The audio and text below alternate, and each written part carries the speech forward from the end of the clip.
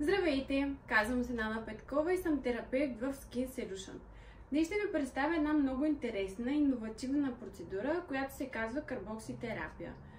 Ще попитате какво представлява тя. Имаме маска, в която има нисък процент плодови киселини.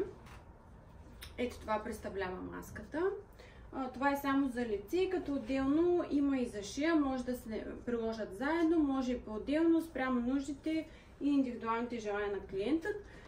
И гел, в който имаме сода. При нанасяне на гела и поставяне на маската активатор отгоре се получава доста бурна реакция, която възпроизвежда голямо количество въглероден диоксид, който от хемоглобинът, съдържащ се в червените кръвни телца, се извлича и на негово място кожата ни се насища с огромно количество кислород.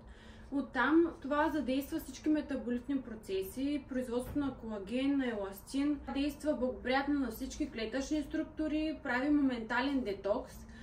Оттам при хора с пигментации, обострено акне, потушава тези състояния, изсветлява пигментациите, при хора с разширени пори пък свива поричките, ако имате фини линии или бръчци, има моментален лифтинг ефект.